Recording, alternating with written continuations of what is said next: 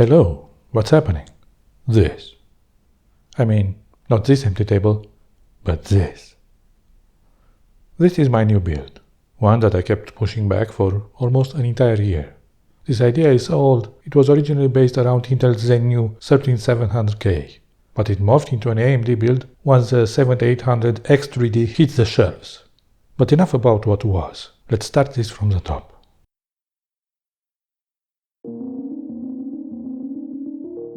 First things first, for the case I went with Corsair's 4000D Airflow in black. This was about 4 times cheaper than my previous Langley case. The 4000D scared me with its low price, but I liked how it looked and it was very well received, so I took a gamble with it.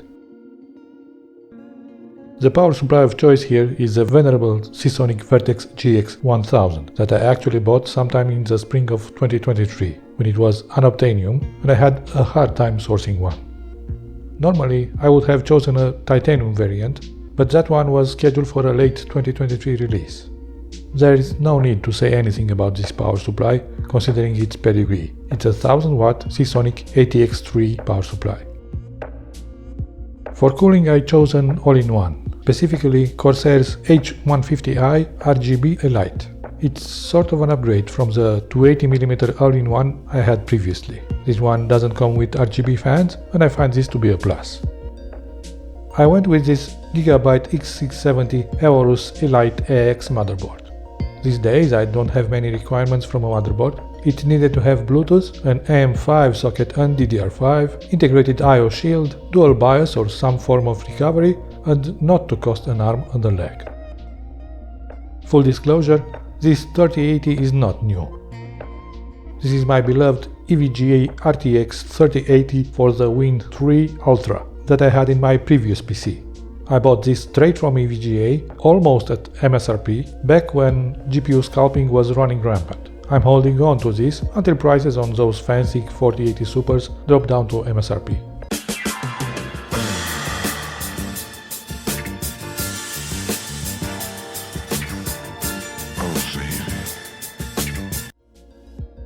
And of course, the star of the show here is the wonderful AMD Ryzen 7 7800 X3D. Delicious.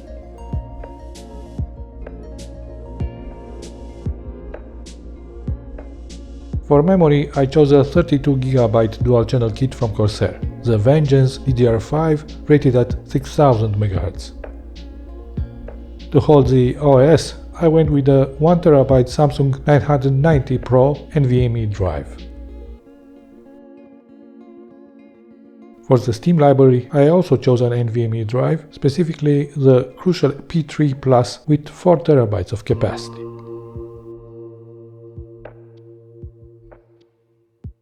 And here it is, my new PC in a before pose.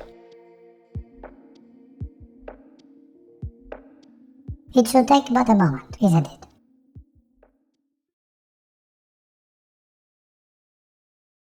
Now, In a perfect world, this lonely Phillips screwdriver would be sufficient. In reality, you will also need something to open up sealed boxes with ease. You will also need a more beefy screwdriver when more torque is required. For those special moments, I chose an electrician driver with a magnetic head, but any bigger driver will do just fine. But if it's magnetism that you want, any screwdriver can become magnetic with the help of a strong neodymium magnet. Yes, this is a crappy, ultra-small driver I probably got from a laptop battery replacement kit. It will come in handy later. A small, curved needle nose pliers will make quick work of motherboard and case standoffs. When there are too many screws to put in or out, a small electric screwdriver could save the day. And if not, when you don't care about finesse anymore and you abandon any shred of decency, it's time to give in and reach for the big guns. If you care about cable management, you will need a pair of flash cutters, unless you prefer to karate chop those cable ties to size. A working computer is also required, or at least some kind of access to internet and a USB socket. With the help of a decently sized thumb drive, you can download updated BIOS files and create install media for the operating system of choice. Optionally, I will also recommend a powerful light source, like this magnetic working light that you can snap on any metallic surface and will help you decipher grey text printed on black motherboards installed in black cases. What? It can't be only me. A pair of gloves. I prefer not leaving a ton of fingerprints, as I hate cleaning up after, so wearing gloves during the build may be inconvenient, but it saves me a lot of trouble at the end. And if you're unsure you're gonna make a clean water block install, or if you just don't like the pre-installed paste that come with the all-in-one, you may need to have some thermal paste at the ready. That will be all, isn't it?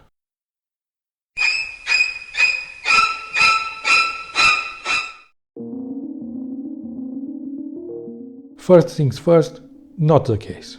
I like starting with the power supply because it will help mitigate that pesky static electricity. You can also use an anti-static strap, but I found those to be too hindering, and coupled with the fact that static isn't really a common occurrence in my day-to-day life, I can get by with my method just fine.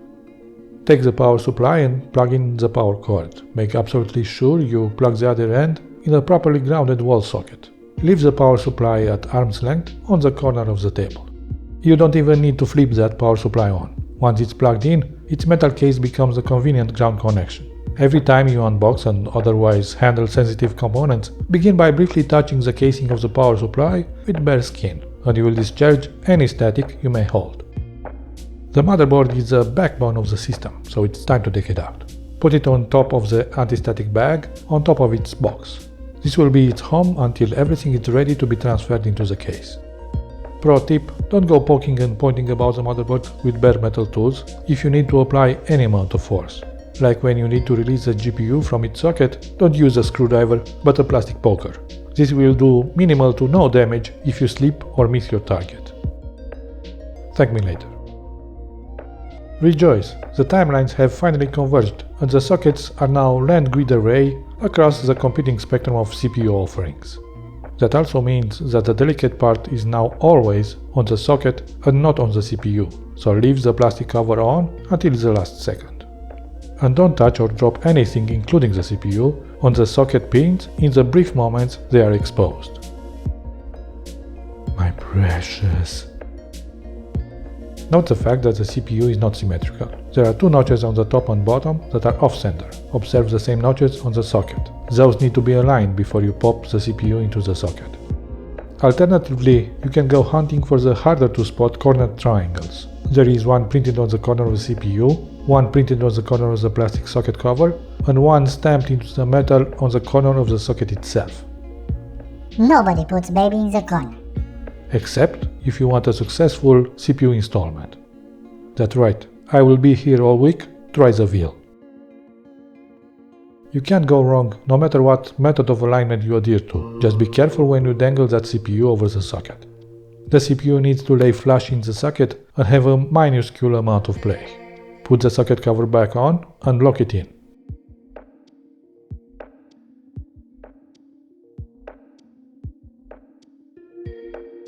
The plastic cover will want to make a run for it. Recover it and keep it for if you ever need to RMA the motherboard or sell it on.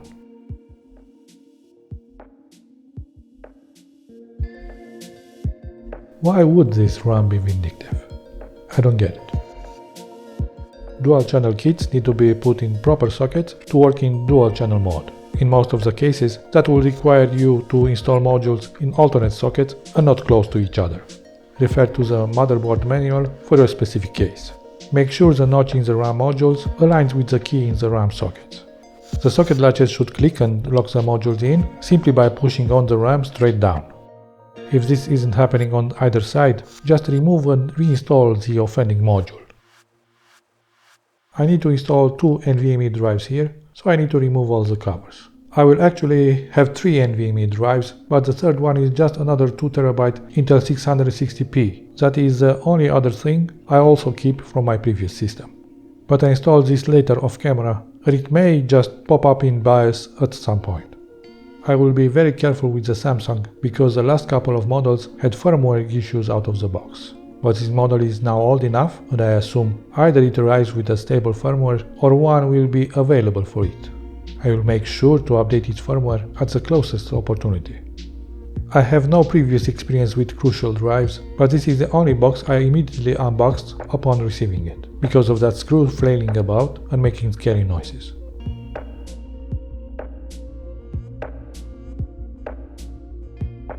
The motherboard has these plastic locks instead of the traditional teeny tiny screws to secure the drives. I hate them, they are rubbish. In fact, when I later removed the covers to film some close-ups, the stickiness of the thermal pad had absolutely no problem defeating the plastic lock and yanking the drive from its socket along with the cover.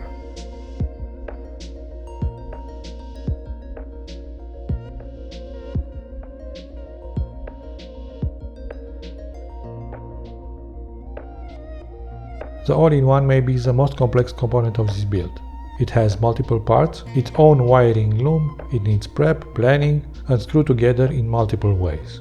I get it when people avoid it and go for the simplicity of an air cooler. The all-in-one fans, like all fans, have at least one if not two arrows on the side. One points towards the rotation of the blades, but at the very least there is the other that shows the flow of air. Take this into account and plan accordingly. My original plan was to put the fans on the inside of the radiator, sucking air from the outside through the radiator and inside the case, but this plan later disintegrated. Avoid touching the pre-applied thermal paste. This all-in-one comes with the Intel kit pre-installed. I need to remove it and install the proper M5 brackets. The original mounting brackets on the motherboard also need to be removed. Store all of these removed parts along with the socket cover in the motherboard's box. The backplate stays put. The AMD installed kit comes with its own standoff screws with different threading on each side. I need to locate the side with the same threading as the screws I just lifted from the motherboard and install them in their place. As I use my pliers to tighten the standoffs just a touch over what I could achieve with my bare hand, it should be very apparent how many microscopic board components are exposed and in the vicinity, just waiting to pop off the motherboard and ruin my day. No sleeping. All-in-one's installation is easy enough. Just put the water block as flat as you can and tighten the thumb screws simultaneously in a diagonal fashion. If one of the screws stops sooner, it means the whole thing is probably uneven. Remove the thumb screws and start again, taking better care to tighten them at the same rate. Within reason, there is no need to get obsessive. Also ignore the naysayers. It's absolutely fine if you remove the block from the CPU to inspect the spread of the paste. Just make sure you don't contaminate the surfaces and reinstall the block at least as good as the first time. Always be gentle. This is not the moment to save time. The all-in-one has its own wiring loom to contend with. And if these were RGB fans, the loom would be double thick. Finally, the power supply comes into play. The absolutely minimum required cables are the ones for the motherboards and CPU power delivery. Everything else is optional. If the system has a dedicated GPU, then a number of PCIe cables will need to be plugged in my case 3. Any peripherals in the system will also require extra cables to be connected to the power supply. Unfortunately, I still need to plug in an unnecessarily long SATA power cable used to power the all-in-one. Now would be a good time to reveal that what I am doing here is just a sanity check. Everything from the CPU installation forward could have been done after the motherboard installing the case. But it's not only easier to do it in the open and not in the cramped case, but I also need to know the system fundamentals work before I commit to anything else. As someone who built a lot of PCs in my days, there isn't a worse feeling than installing everything inside your case only to hit that button and realize it doesn't do anything. A horrible, horrible moment, especially if you're a beginner or a first timer. How do you know how much you need to backtrack? It may as well be the motherboard BIOS version doesn't support the CPU and you failed from the first step. This way, I will attempt to post, and in fact enter and update the BIOS with a minimal setup. Ideally, this is a test just for the sanity of the motherboard, CPU and RAM combo. But I'm confident the NVMe drives will not impede the system in any way, so I'm fine including them at this time. The only downside to this way of doing is I will need to remove all the wiring and reinstall them proper once everything is transferred into the case. Cheap insurance if you ask me. Now I just need a monitor and a HDMI cable plugged in. And don't forget the pesky switch on the power supply. I can see some lights, so at least there isn't a major fault. And here is where this build hit me with a wicked 1-2 punch and confused me into believing I'm experiencing a senior moment. And that because after an understandable long post, the motherboard turns off the DRAM light and fires a VGA status LED at me, but nothing happens on screen. This got me into believing that maybe my whole belief system is wrong and the 7800 X3D doesn't have an integrated GPU and I need re-evaluating my life, my marital status and the relationship I have with my children. In reality, I had no chance on succeeding here because of two overlapping problems.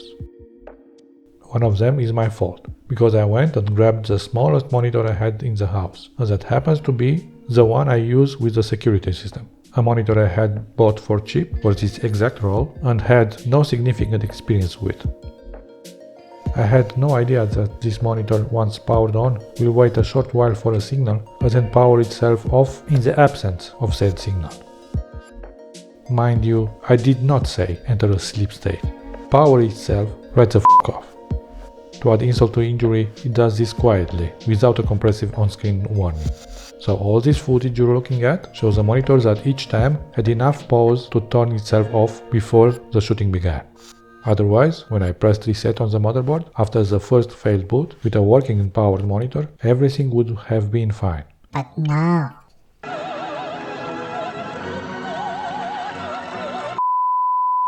So I skipped the language and proceeded to install a proper GPU for this test, because what if I'm wrong? This was the quickest way to test the system with a proven working GPU. Here the system is after a short boot, no more RAM training required, and it's actually working. If only the monitor would have been powered on. Oh, the humanity! Anyway, I quickly figured out the treasonous nature of this monitor, removed the dedicated GPU and proceeded to the first on-camera successful boot. This time powering the monitor mere seconds before the rest of the system. BIOS version F9? This smells like an infant BIOS. I immediately proceeded to update the BIOS. This could be done later, but I strongly recommend this as a first step before doing anything, before setting up BIOS settings and definitely before installing an operating system. The updated version happened to be F21A that doesn't look anything like the previous version, sporting a completely revamped GUI. Good job, Gigabyte? Onwards and upwards, chaps. With a proven working and up-to-date system, I proceeded to disconnect the wiring loom. Notice that off camera I had to connect the 3 PCIe wires required by my 3080. I will leave all the wires connected to the power supply. I just need to freeze the motherboard and get it ready for transplant. As a last step before clearing the table, I did my diligence and installed all the screws in the all-in-one radiator. I was so naive to believe things would work out smoothly from now on. That's right, case unboxing is hard to film.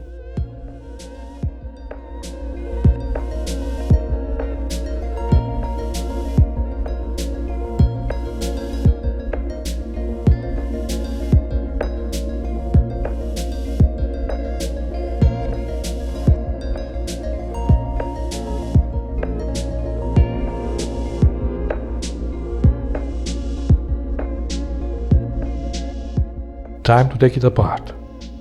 This front fan is in my way.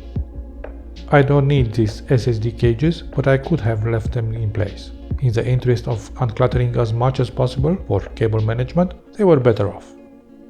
The HDD cage at the bottom of the case is also a remnant of days past. It had to go. But the thumb screws holding it in place weren't thumbing, or at least my large hands didn't have enough purchase to do it. I needed something small just to get them started. Small, disposable, and low-quality screwdriver to the rescue. I also needed to remove this plastic plug that's in the way of mounting the radiator in the front position. And here it is, the moment where many beginners are amazed their motherboards, installing it into the case. Pro tip, check that the case comes with all the standoffs mounted in the correct locations for the specific motherboard you're using. A forgotten standoff, making contact with the board where it shouldn't, can easily make a system fail to start or even damage the motherboard. Also, if your motherboard comes with one of those cheap removable silver I/O plates, now is the last chance to snap it into the case before installing the motherboard. The umbilical cords linking my motherboard to the radiator doesn't make this any easier, but notice the fact that I'm hovering the motherboard well above the standoffs, and I will keep making small corrections until I see the center standoff through the center hole in the board. In this case, the center standoff is actually a center pin that helps guide the motherboard in place. Once I'm confident I have the holes reasonably aligned, I slowly lower the motherboard onto the standoffs. By the way, it's absolutely okay to hold the motherboard by the water block. In fact, it's preferable to handle it this way instead of holding it by any heatsinks, especially those found around the CPU. I sometimes found those to be just thermally glued into place, or at most locked in with the flimsiest of plastic retainers. Under no circumstance should you ever scrape the back of the board against the standoffs hunting for proper alignment. In fact, if you fail to lower it correctly the first time, you should gently lift it straight up and repeat the visual alignment. There is no pushing, sliding, or scraping into success here. If my camera would have agreed to focus, it would be evident this is an easy way to make a non-magnetic screwdriver into a magnetic one. And installing the motherboard screws is a perfect time for that. If you need a stronger magnetic effect, you can put the magnet closer to the tip of the driver, but don't put it too close. Oops, how did that screw manage to fall in there? What a wonderful occasion for a quick demonstration. This radiator has extremely small tolerances in this case. In fact, I'm surprised by the fact that you can install it, considering how little wiggle room there is in the end. By the way, this setup is absolutely not the ideal way to mount the radiator. Ideally, I would mount the radiator up top, but this case has no room for a 360 top install. Also, this case has no room to install the radiator up front, but flipped vertically, with the tubes going to the bottom of the radiator and not to the top. The tubes themselves don't feel like they would be long enough anyway. But at least it's not installed in the worst possible way. That would be with the water block/pump at the top of the system, with every part of the radiator beneath it and all potential air bubbles rushing into the pump. Again with the diligence. I went all in, installing the screws in the radiator, only to figure out that I can't put the magnetic filter back into place. Because the radiator is so tall and the wiggle room so little, it actually obscures two notches required by the filter to tow in at the bottom.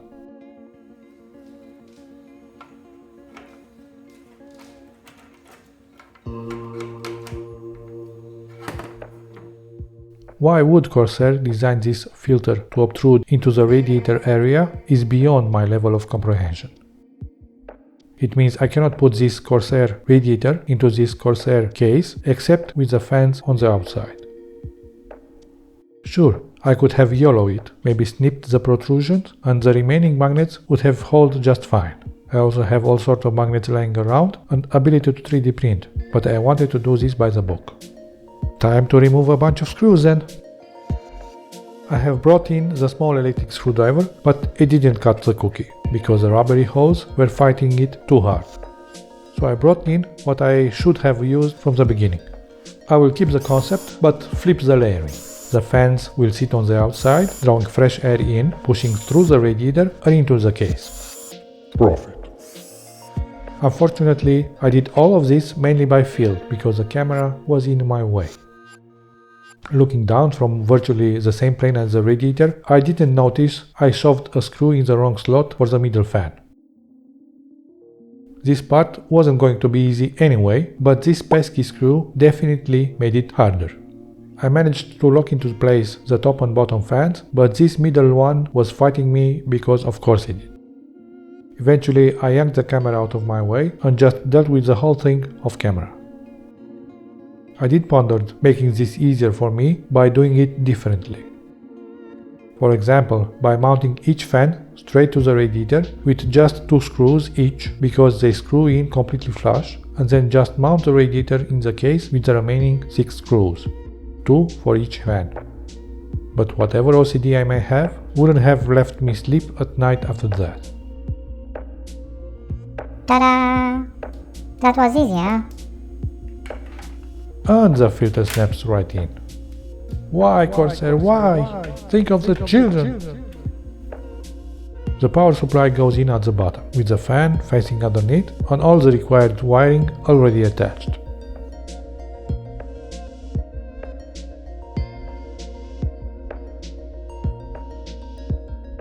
First things first, the CPU power is notoriously hard to install because of limited space. In fact, in the past, these were the only wires that I kept plugged in the motherboard before installing it into the case. First pulling the wires through the top holes and then secure the motherboard. That's not a problem here. There is enough spacing for a 240 rad with fans on the top, so in their absence there is a ton of room.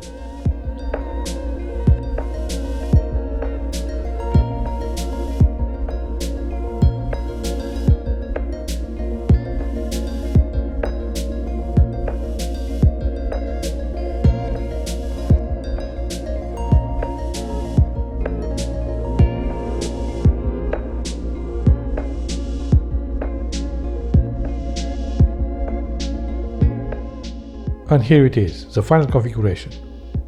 Dabbling with all the wires, I had also managed to press the clear CMOS button in the bottom of the motherboard.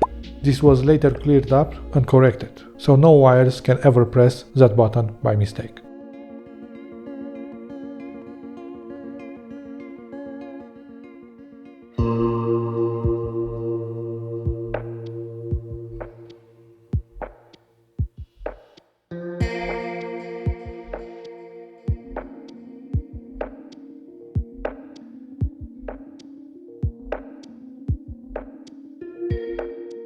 Unlimited power.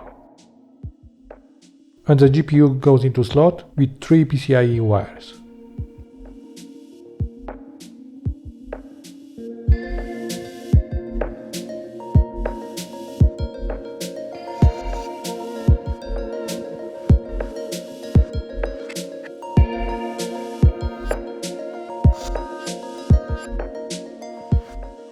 This is it, the final form. Booting for the first time into a BIOS has been reset warning.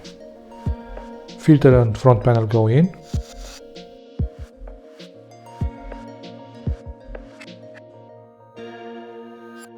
Side panel goes in.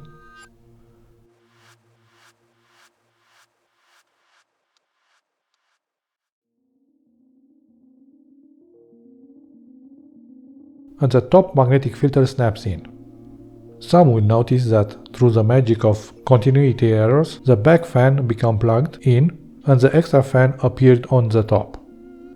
I have later bought a third fan, so there are now 2 top fans drawing air in. No. Time for the pinnings. Once the system was complete and in my office, I have also figured out the other problem that kept me from achieving a successful first boot: the crappy state of the BIOS, especially in the F9 out-of-the-box version. What appears to happen is, when the system has to pause for long, we'll do so successfully, but somehow fail to initialize the video output at the end of the sequence. If you then power cycle the system, it will boot up normally. I found this out by trying and apparently failing to enable XMP4 memory. I figured the system was stuck, so I cleared CMOS and tried manually increasing the speed of the memory. But it failed even at 5000, and this got me thinking. Instead of clearing CMOS, I just reset the system and it booted quick, and to my surprise everything worked fine and my custom BIOS settings were still there. This is how I managed to enable XMP and configure the BIOS as I want it, by ignoring it failing immediately at first boot after making these changes. Independent of my story, I strongly suggest doing the BIOS setup second thing after the BIOS update, before installing the operating system, because some BIOS settings are not reversible, usually referring to legacy environments, but not necessarily. If you install Windows with those set one way, you cannot flip them back in the BIOS, or the installed operating system will no longer start. The good news is those legacy settings mostly default to off these days. I then proceeded to install Windows 11, and first things I did was install Samsung Magician and update the 919 Pro firmware. Even the old Intel 660p received an update from Solid IGM. Only the Crucial had nothing, not even monitoring software. What the hell, Crucial? Truth be told, I don't even know if that's good or bad. There was only one thing left to do. Test the system capabilities.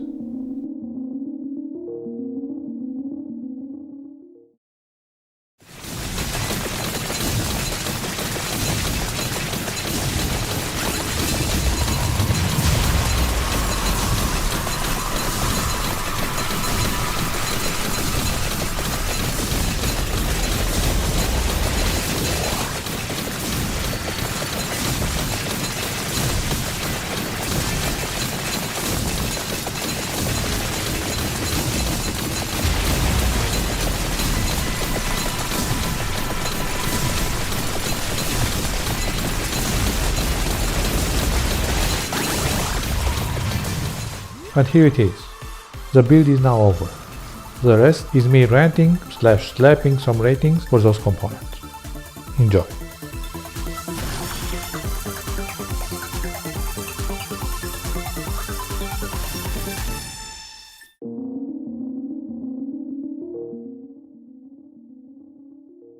Right off the bat, I would give 5 stars for the CPU, for the NVMe drives, for the RAM, and of course for the power supply.